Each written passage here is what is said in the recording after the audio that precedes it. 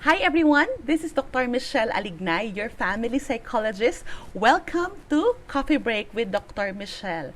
I'm going to have conversations with you about family life, relationships, and faith, and I hope you join our conversations here at this YouTube channel.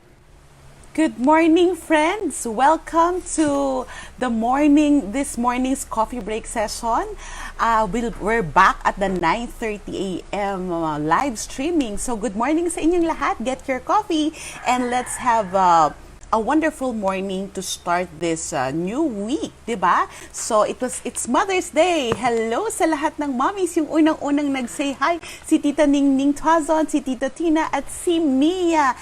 Friends, I'm so excited about this topic this morning. I'm supposed to give you a topic that I plotted, but then sabi ko, the Lord has new leadings for me. And the topic that we're going to talk about is, alam ko narinig nyo na, but let's just take it another further, lalo na sa ating mga mothers. Hi Aileen, hi Yang, sa ating mga mothers, sa ating mga women. Our topic is let's take away let's try to understand pain, the purpose behind the pain. So we're going to unpack that. We're going to delve into that.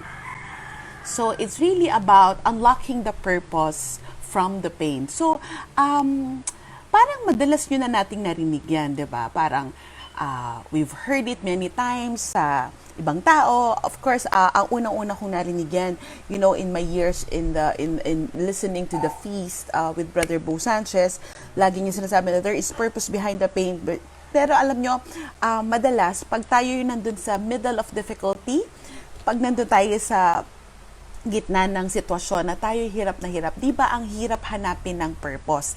Tama po ba? So ngayon, ang tanong ko, I would like to ask each and every person, each and every woman, mga puro babae tayong nandito. Hi Ling, hi Tita Tina Dumigpe, hi Edlin, hi Cherry, hi Karen. So I would like to ask you to share this to friends, share this to family, umagang umaga.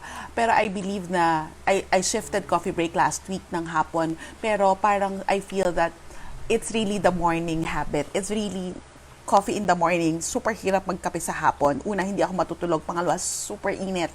So I hope you bear with me. If you cannot tune in on live, please do replays of the past episodes. Hi Sarah, I'm so happy you're here. So I would like to talk about really unlocking the purpose behind the pain. Nasaan tayo dito? I would like to ask you first, and please indulge me, share yung sagot nyo. Ano yung isang pain na naramdaman mo? Pain in the back, pain in the ass, bukod doon, ano yung bagay na, when we say pain, it's just not physical pain, because many pain is actually emotional pain. Many pain are actually a psychological pain.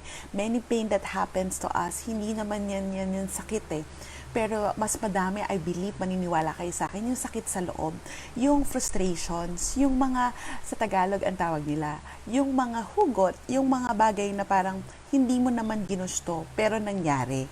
And that caused a lot of pain, caused a lot of heartbreaks, caused a lot of heart-wrenching and what you call that, rock bottom experiences. So, where are you now?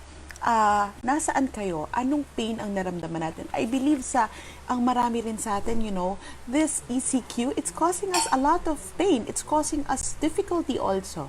Despite us, some of us being happy, having this, being satisfied, and natutuwa tayo that we're with the family. Pero it's also a financial pain to many. It's also pain of a lot of things. I discovered a pain of mine habang nandito sa ECQ. It's the pain on my hip. Siguro because I'm not moving the way you used to move, at hindi rin ako nagkasapatos na may suporta, lagi lang naka-slippers. So I have to do yoga so that I can use that therapy to heal me. So parang yun yung scenario. So, marami pa tayong nag-tune in. Hi, Tita Sol and Tita Hersey.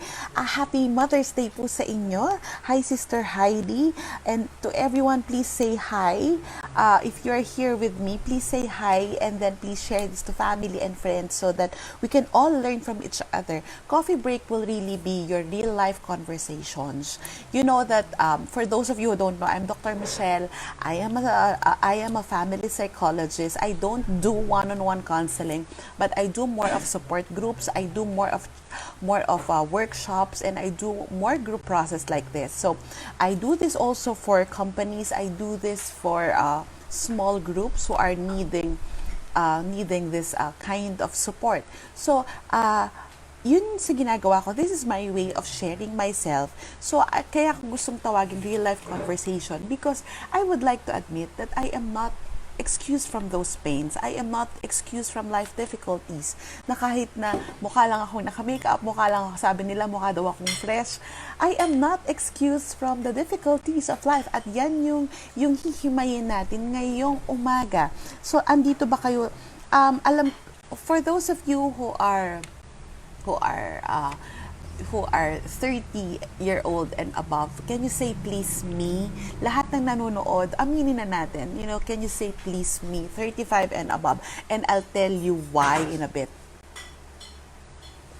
Okay? Hi, Ami. Hi, Nika. Happy Mother's Day to you. Hi, Joy from Canada. Hi, Jonah. Hi, Marge. Hi, Kay. And hi, what's that? Aina. So, yung tanong ko sa inyo, 35 and above, say me. Say me. Sasabihin nyo na sabihin yung edad nyo, sabihin nyo lang me. Bakit ko to tinanong? Bakit ko yan tinatanong sa inyo? I know that you would agree with me when I say na sa buhay walang tapon. Baka napansin natin na parang ano ba tong ECQ na to? Ano ba tong lockdown situation na to? You know, you're all saying that me, ano ba tong sitwasyon na to? Parang hirap na tayo, hindi pa tayo makakaalis. Our plans stop, the family life, parang nagbago yung kalakaran ng buhay. Yes, pero alam nyo, sa buhay walang tapon. Our past may have built us, but it did not define us. I'll repeat this. Our past may have built us, but it does not define us. Yung past natin, thank you for saying me, alam ko na kung sino kayo, alam ko na yung kaedad nyo, ka-generation tayo or onwards. Yung nakaraan natin, yung mga nangyari sa atin in the past, it might have built us or it might have broke us, but it did not define us. Bakit ko sinabi? Meron akong narinig na isang quote, what did not break you will make you. Yan yung hihimay natin. I'll repeat that. You can repeat that and write that with me. What did not break you will make you. Kung hindi naman tayo nasira ditong ECQ, it will make us. So, isipin natin when we were young, right? Ang daming tating pinagdaan ng difficulty. Kung ano man yung difficulty nyo, go and share. Yung meron dyan yung iba, yung maliit pa lang, sino yun sa inyo na like me, maliit pa lang, I was given household chores, pinagtatrabaho sa bahay, tapos parang hindi ka pwedeng maglaro or hindi ka pwedeng mag-relax hanggat hindi tapos yung mga assigned chores. It did not break us. And remember your first heartbreak?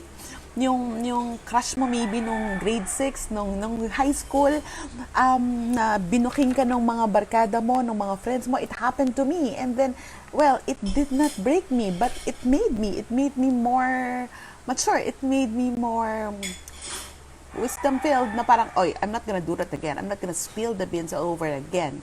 So, what did not break you? Maybe sa panahon na we're in the middle of it, we feel like everything is breaking apart.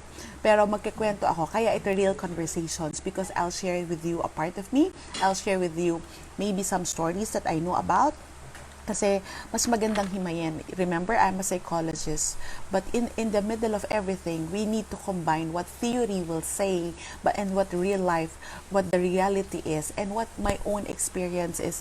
It's about. So here, bakit ko tinanong kung bakit kayo 35? You know, I will course you through. On Thursday, I'll talk about midlife. Remember, I have a book on midlife, and I just would like to share with you bits and pieces of it. So yung sinasabi natin, what did not break you will make you. I would like you to think, kung meron kayong papel, please, get your paper and pen. Sabihin, sulat nyo dyan, identify a painful event in your life. Yung talagang hirap na hirap kayo. Hindi naman ito minsan na isang event lang. Maybe a painful circumstance. Maybe a situation na parang we feel trapped na hindi tayo makaalis. Identify that. Isipin nyo, isip kayo ng 3 or 4. Kasi alam ko meron. Yung iba sabihin, hindi ko na matandaan. I'm sure. Kasi wag niyong ibaon sa limot. Ang maganda dyan, wag niyong tingnan yung pain. Ang titingnan natin is that the purpose, why that pain happened, at the same time, what did that brought us? Okay? So what did that pain brought us? So now, I would like you to identify 1 pain, 2 pain, 3 pain, 4 pain. Baka sabihin nyo yung asawa ko o yung kasama ko sa bahay or maybe your a relationship, pwede rin. And then let's himay that, okay? So there, I would like you to identify that painful event in your life, anong nangyari sa'yo, and then tingnan natin yung how it has impacted us. As I said earlier, what did not break us will make us. So, right? And then from that crisis situation, from that painful moment, I believe that it has helped build our character, it has built our perspective, and it has also built our goals, motivations, and disposition in life. From that painful event or circumstance, marami tayong natutunan. Kaya ko tinanong kung anong edad nyo, because if we are 25 and below, we can always blame yung circumstance of our parents. Kasi yung magulang ko hindi to ginawa sa akin, yung pamilya ko ganito. When then, if we keep, and us adults with 25 and above, if we're already 35 and above, we are supposed to be in control of how our circumstances are. Kahit sabihin mo pang napakapangit ng nangyari sa atin, pero ang call or the reality is we cannot forever blame what happened in the past. Kaya sabi ko kanina, as I said earlier, our past have built us, but it did not define us. I'll repeat that. Our past might have built us, but it did not define us. Kasi it will forever blame the people, and then will forever be victims. But remember a word that I told you about? If we are going to be in control of our situation, then we can choose to be victorious rather than victims. Do you agree with me? If you agree with what I'm saying, friends, just bless heart and say, just agree. Comment as much as you want. Because, as I told you, regarding midlife, if we are already in our age of 35 and moving forward, we are built at until 25, and then yung 25 to 35, maybe that's a time that we're achieving, doing, getting with everything, and then 35, parang we're trying out of life, we're trying to make sense out of who we are again and again and again. Kaya nga dyan dumarating yung sinasabi nilang that is actually pre-midlife. Huwag kayong matakot sa word na midlife. I'll talk about that on Thursday, so you have to watch out for it. Bring your pen and paper on Thursday. But then, that midlife is really a stage. Kaya sinasabing life begins at 40 because it's really a symbol of life. Pero balikan natin. So, when you try to identify the purpose behind your pain, it brings out our character, it brings out our perspectives, it brings out our life disposition. At itong tingnan natin lahat. Nung panahon that we're going through that pain, di ba we are so impatient. Yung parang, Lord, bakit to? Lord, kailan to matatapos? Just right now, when we're in quarantine. Lord, kailan to matatapos? Hanggang kailan to? Anong mangyayari sa labas? When we move into GCQ, what will happen? That is, we become impatient. And then, we become crushed. So, lalo na if that's a very heart-wrenching and heartbreaking event in your life, we become crushed, durog na durog tayo. Parang you don't know how to pick yourself, you don't know how to pick up the pieces, you don't know kung saan even magsisimula, at you don't know kung kanino pa tayo kakapit. Kung nangyari sa inyo yun, press hard because I'll tell you my own story about that. And also, we become frustrated. Yung frustration na parang wala tayong magawa. Minsan yun yung nakakainis eh.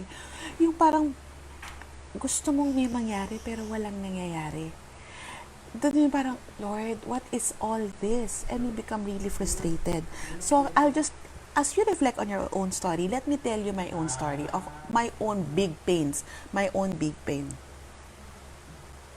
Sabi ko nga, as a I have a very good childhood, but ang insight ko parang life is not fair. God has honed me to to in all the situations that I had in my life to become a better person. So one of the things that I learned as growing up, yung tanda nyo, nung maliit kayo, kaya kasi nakikita ko siya sa sitwasyon ng mga anak ko ngayon.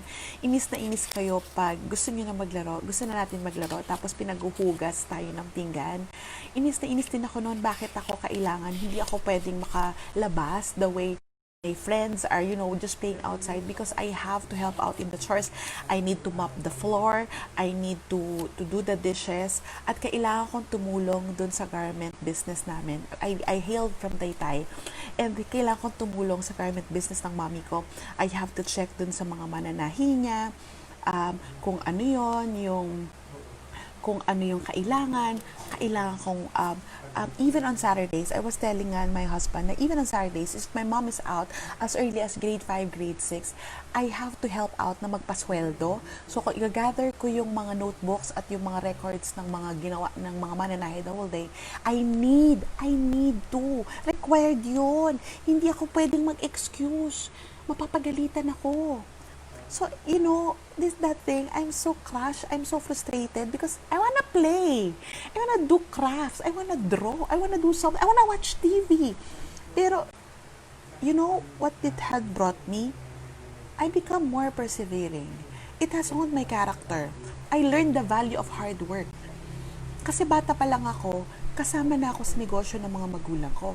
So, na-realize ko na what did not break me then would make me. And it has helped me now as a person in honing my character. Kahit inis na inis ako sa mommy ko nun, I love you, mom, but then that is my honing then. Another one. So, as I said, maganda naman yung childhood ko. Wala akong traumatic events, but all those years of wanting to play, just wanting to be free. But then, the household chores trapped me. That is really a big hugot. Okay? My next one, many of you don't know this, but if you have read my book, The Beauty of 40, it's there. Last April 26, we celebrated the 16th birthday of my firstborn child. For those of you who don't know me, I have 2 children. They're 10 and 13. But I have a son. His name is Miguel. I gave birth to him in the summer of 2004. And now he's supposed to be 16.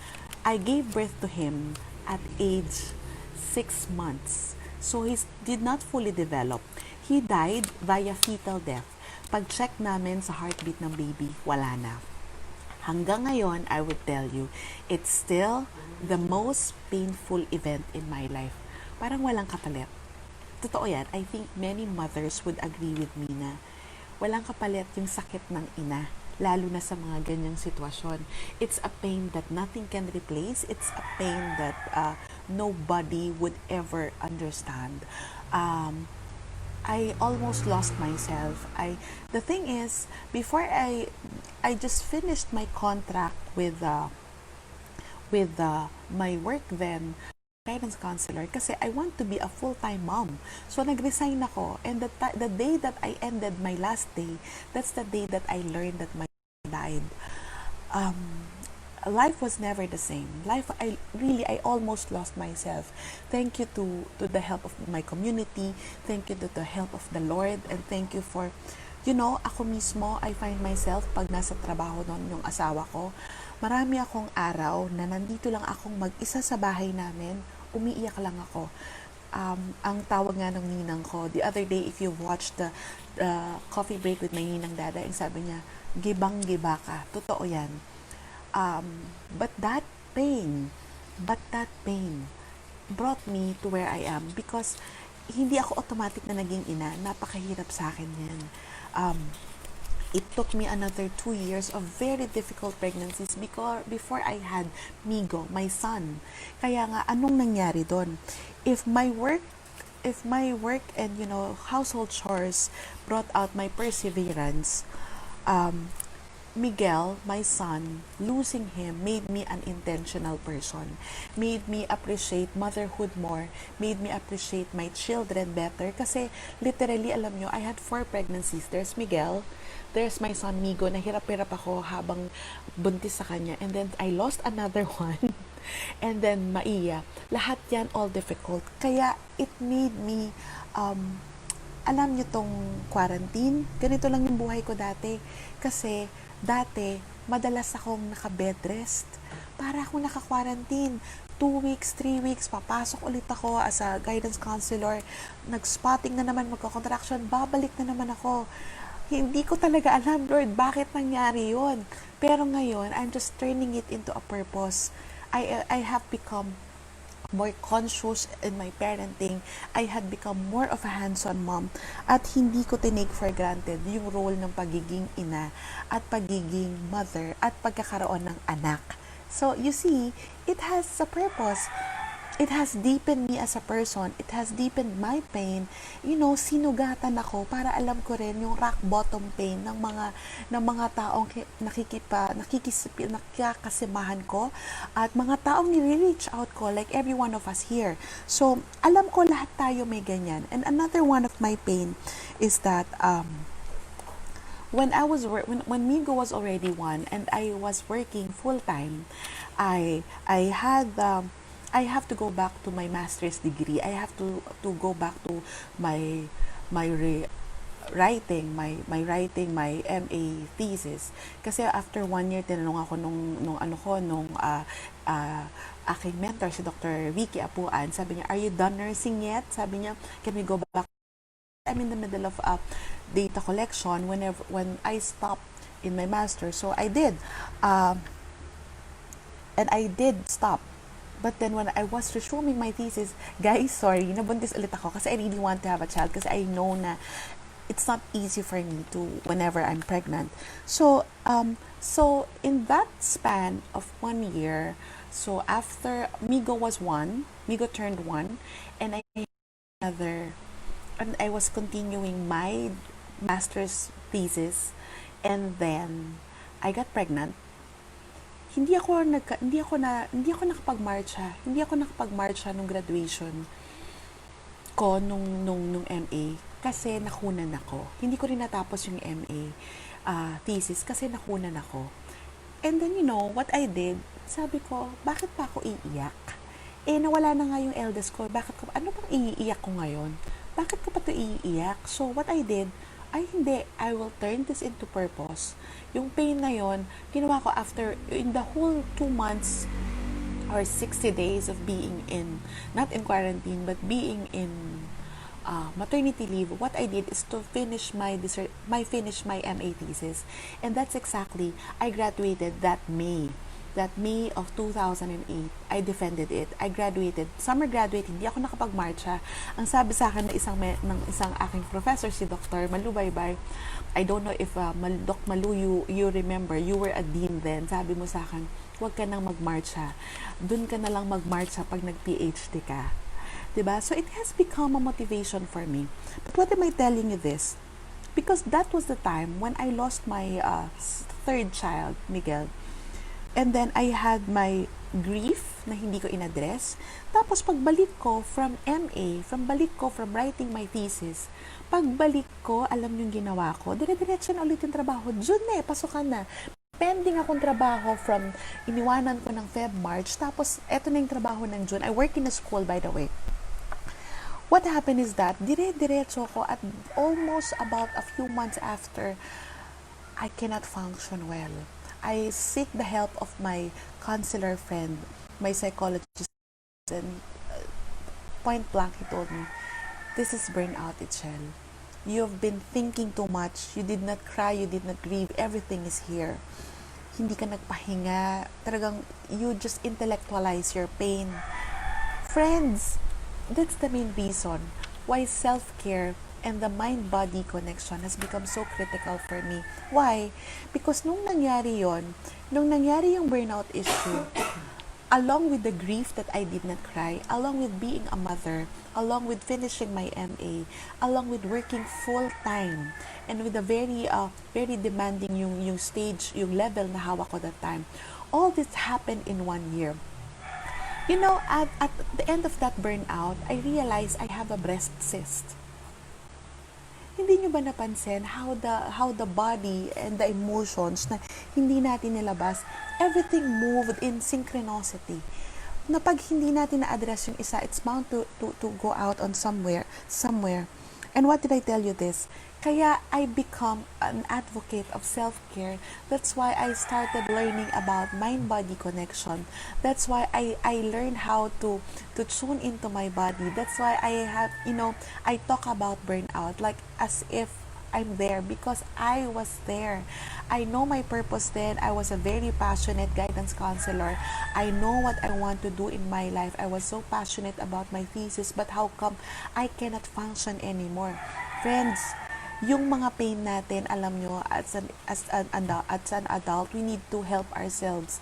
As I told you about self-care, it has to be self-nourishing and sustainable, and it has to be simple. And I want to be blunt with you, you cannot forever wait for the right circumstances na tulungan yung sarili mo, especially if the pain is causing you to deteriorate. You have to start knowing and being aware, once the pain is there, how it is affecting me. Yes, it may be crushing you, but are we getting stuck? Are we getting buried in the pain? Or are we moving on with the pain? Thank God that I am in tune with myself, that in the moment that I had that feeling of grief when I lost Miguel, yung nagwawala na ako araw-araw sa bahay.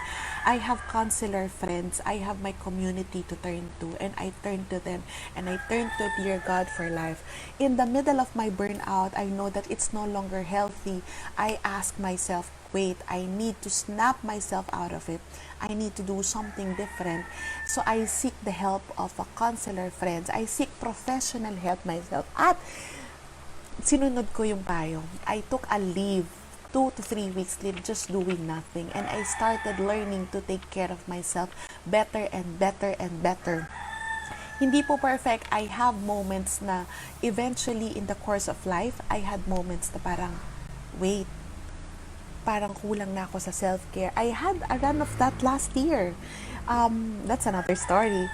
Pero ang sinasabi ko dito, sa sobrang dami minsan na nangyayari sa buhay natin, in the pursuit of purpose, in the pursuit of life, in the pursuit of making a living, we failed to really look into our pain as a source also of our purpose. We forgot to be mindful of who we are and the person we are becoming amidst everything. I know what I'm saying, it's quite deep, but alam ko marami sa inyo nakaka-relate. Can you press heart kung nakaka-relate kayo sa mga sinasabi ko? So, these are I hope you'll indulge me until the next 10 minutes. These are my learnings from this pain. You know, this pain, the pain is just a symbol of life's events, life frustrations, and everything. Pero let me just walk through with you 6 things that I've learned that can be the purpose behind the pain. We're still in coffee break. We're not in a retreat, but I would like to tell you, this is like a self-reflection. I'll give you 6 P's, 6 letter P for pain and purpose. So pain into purpose, okay? So the first one, ponder.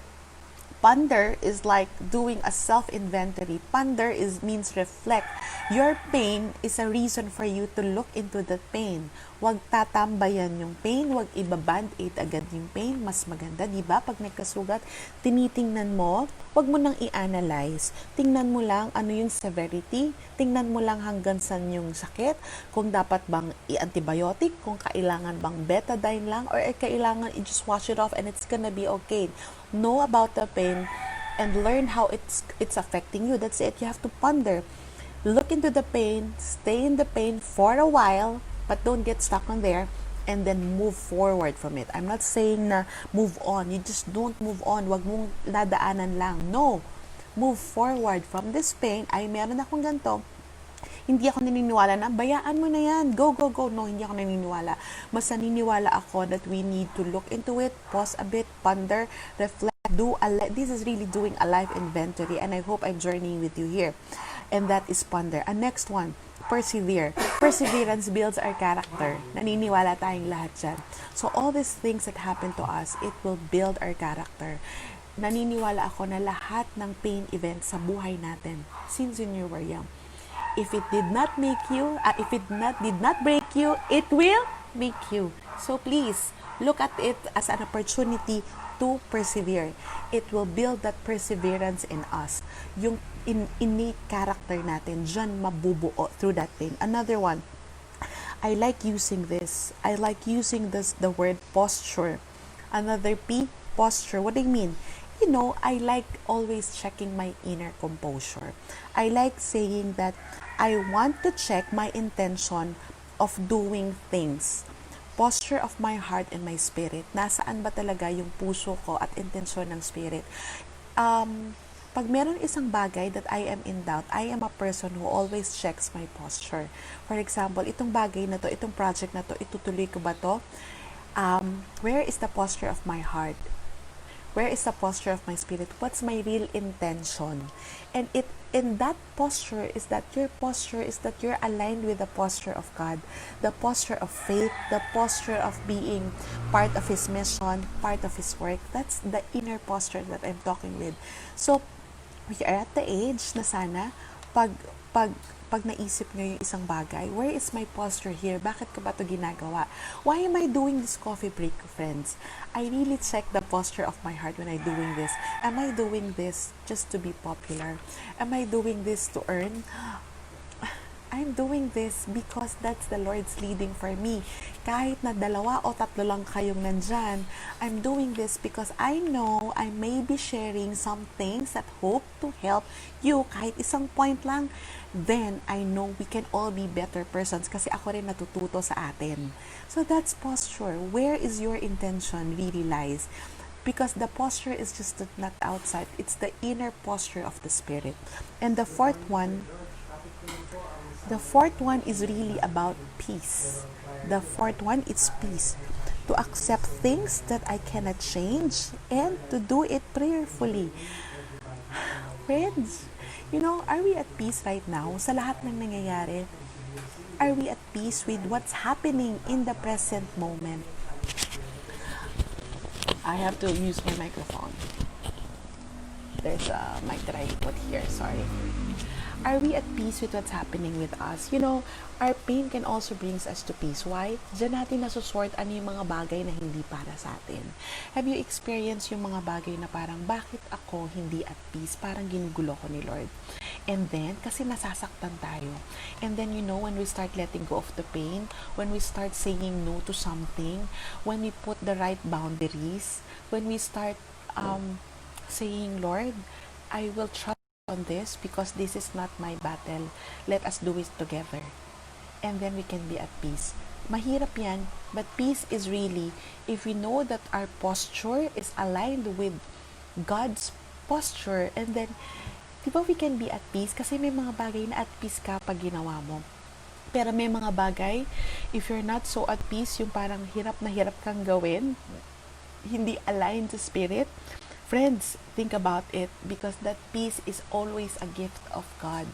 It's that peace that comes from the Spirit if we're attuned to it. And I believe that. Lagi kong hinihingi sa Kanya yung gift of peace sa lahat ng ginagawa. So always check that. We are at the pain, the roadblock, the rock bottom, the situation, if it has brought us peace, and then we are in a very good position. And then number 5, potential. Yan yung napaka-importanting dapat na ibigay ng pain. Pain will bring us out our potential. It hones our skill. You become a better person just because of that. It brings out your potential. I have some people who ask me, how did I become a speaker? Ang sabi ko, I did not take shortcuts, because shortcuts, walang pain yan. No pain, no gain.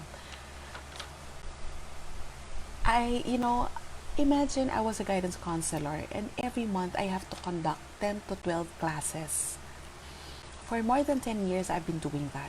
I have to conduct 10 to 12 classes of repeating myself all over again.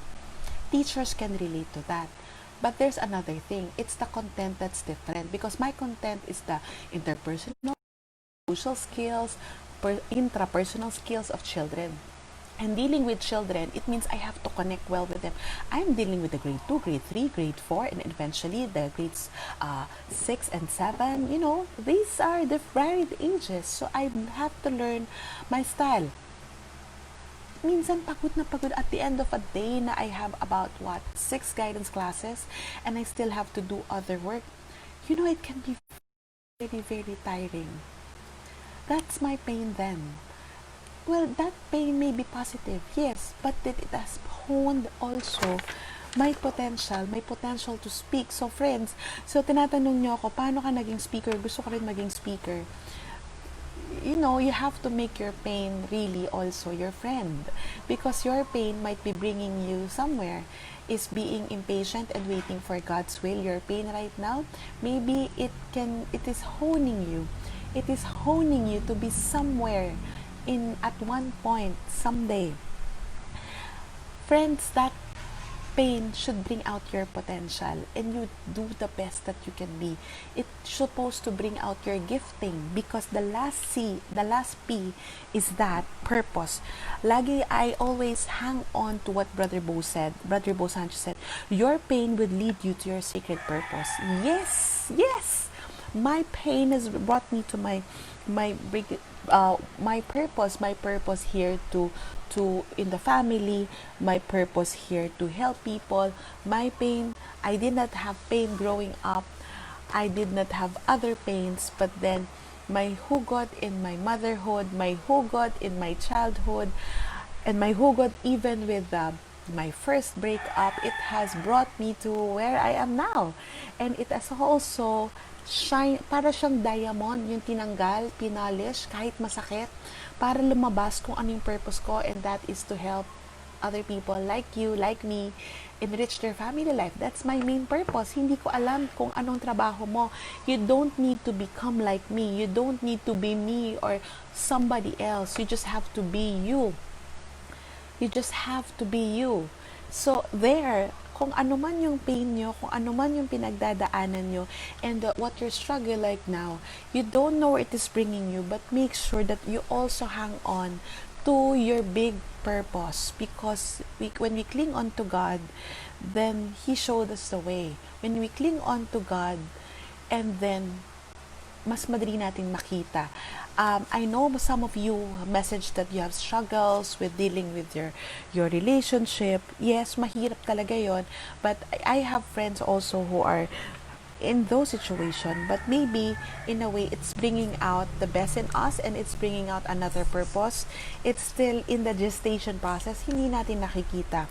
I just would like to end this by sharing with you some points from my book, The Beauty of 40. Just to tell you, this book, The Beauty of 40, it is brought about by all this that I'm telling you about. At the same time, my struggle as I started midlifing, and it has become a book because I put together what I know about psychology, what I know from experience, and a lot of insight about life and faith. So, tinahi ko yan lahat. And then, it has a purpose. The beauty of 40 and wrapping the gift of midlife. I'll share this with you. I have experience in my life. We all have experience in our life. How God moves through the highs and lows. While life is not fair, tandaan natin yan. Kahit na anong gandang buhay ang gusto natin, life will never be fair. While life is not fair, our God is. He is limitless. He is always in control. Sa lahat ng nangyari sa buhay, alam nyo, ang nakita ko, God is control. Minsan, meron akong pinagdadasal na importanteng bagay. Ang 3 months kong hindi nakuha yung sagot niya. Tapos just one day while walking near Greenbelt Chapel, napakasimple ng sinabi niya sa akin. Trust me, kailan kita pinabayaan. He is in control. That is my reason for being where I am, for sharing this with you. Whatever pain you're doing now, trust that God is in control. But you don't just trust Him. You do something. You do something to make yourself better. Friends, hindi mahirap. I'll end also with a quote. Steve Jobs said, you can't connect the dots looking forward. You can only connect them looking backwards. Then you just have to trust that the dots will somehow connect in your future. You have to trust in something. Your gut, destiny, life, karma, whatever. You know that whatever, the trust, that's God. That whatever, we have to have that trust. Friends, I'll continue with my midlife musings on Thursday, same time at 9:30 a.m. But right now, I would like to invite you, unlock the purpose behind your pain, so that when we do take 2, when we do another session of coffee break on Thursday, marami na kayong na-unlock, marami na kayong na-unpack, at na-identify nyo na. Write it in your notebook, write your pain, and write the character and the impact it has on you so that we can journey together. Bless you. See you on Thursday, same time, 9:30 a.m. here at Michele Alignay page. I hope you are blessed as we turn our pain into purpose. This is Coffee Break. May God bless you all. Thank you.